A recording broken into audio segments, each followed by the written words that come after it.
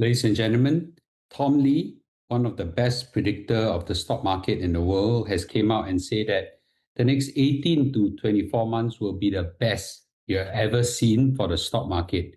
And I think this is very important to hear what he says and why is he predicting this. And more importantly, he's also saying that there is an opportunity that is coming. Let's watch on and see what he means. So in a nutshell, Tom Lee is basically saying that there is a great, huge bull run that's coming for the next 18 to 24 months, but there is something that will happen. There will be some turbulence that will happen before this takeoff. And this is basically telling you that there is a second dip that's coming this year before a historical bull run. Now, that's what he predicts. Let's see why is he saying so. So the big picture is this, that things are happening in the global space and also in the geopolitical space and also in the policy space. All this combined together will result in an initial dip and finally a huge historical bull run. So remember, hit subscribe so that you don't miss this opportunity. Many of you missed the earlier one, and fortunately, there's a lot of people that actually hit the earlier one as well as I did. Now there may be a second one coming. I'll explain to you why. So don't you miss it again.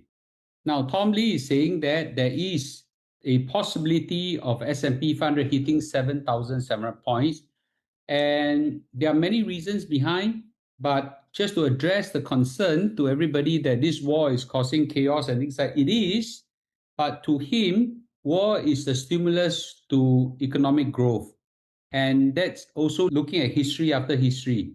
Now, that is true, although in the short term, there could be some turbulence, which we have felt once and possibly happen again. Now, all these combined together is going to lead to a very interesting dip and then a rebound. Now, to him, there are twin engine of this bull market that will come, that will push the stock market up over the next 18 to 24 months. Number one, corporate earnings are doing very well and they are rising. And that is in a backdrop, not just because the businesses are doing well, there is an AI-driven renaissance. And for those people who are not caught up with AI, please do, because this is an opportunity of lifetime. So this is one episode that AI will either help you to propel well, or if you missed it, will push you far behind. And that's the same for businesses. Fortunately, most of the S&P 500 businesses are doing very well in this space. So he thinks that you go on strength to strength. And as a result, plus all the increase in economic activity, largely because of the war, that stimulus that is coming from war spending, both of these will drive an explosive growth. So clearly, US is the one that will win. In tech and AI space, to be frank, there is no competition from rest of the world except from China, but China's space generally revolve around China only. And the US actually dominate the rest of the world. So healthcare is doing well and financial innovation are doing well as well. So right now, S&P 500 become the default growth index. You can see its strength growing from strength to strength. And I've always said again and again and again, right? Globally diversified portfolios such as S&P 500 also are going to do really very well and make many of you very, very rich if you go adopt the right strategy. But there is a problem. He thinks that with the new Federal Reserve Chairman, which is going to be Kevin Walsh, he thinks that the market will test the resolve of this chairman and see whether this chairman will be able to handle markets. So he thinks that market will go through a correction. Now, the test of the Federal Reserve Chairman won't just come like that. There will be trigger point, but we cannot predict what the trigger point may be. It may be because of inflation that's caused by the current oil crisis or something else, right? We don't know.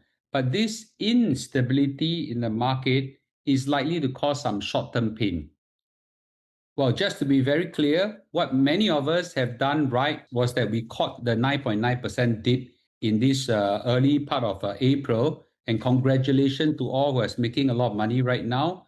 Right now, we are looking at a second chance possibly coming in a period closer to the midterm election in November. Now, this is, in my words, probably in April is just a rehearsal or a practice. Maybe an opportunity will come. Maybe even it will be even bigger. Now, just to be very clear on what am I talking about. Now, over the last 50 years, every time we hit the midterm elections in US, 14 out of 14 times over the last 50 years, the stock market will dip, okay? And it will dip pretty strongly, on average about 18.7%. And this drawdown will be very significant before November, where the midterm election comes. But right after that, there are likely to be a strong rebound, and the rebound actually goes very strong. And this is something that has happened over 50 years. Whether it will happen again with certainty, I cannot say so, but the chances are very high. So the April dip, is it one of them? Well, if you look at history, most of the cases, the dip actually happened closer to November, and those crashes that happen way ahead are very rare.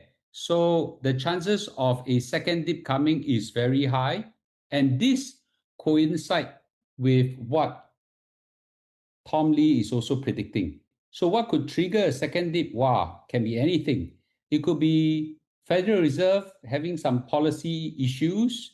It could be some geopolitical shock that we are already seeing now that could easily be triggered again. Oil prices right now is coming back up again. And of course, then the stock market will get edgy. Or it could be some overconfidence, some AI bubble, private credit market having a shock or things like that. We don't know. But let me emphasize again, as stock market investors that believe in crash buying, we don't need to predict. There's no need to predict at all. We just need to react when the trigger is here. So we can't predict with certainty when that will come, but likely somewhere around June, July, August, September, October will be the period that gets very sensitive on this, and there could be huge volatility in the market that I would like to take advantage of in a very big way. Now, how severe it can be is really difficult to tell. Well, it could be a shallow one, -5 to 7% whatsoever, and you quickly snap back. Is it worth getting out of a chair and do something about it? That depends.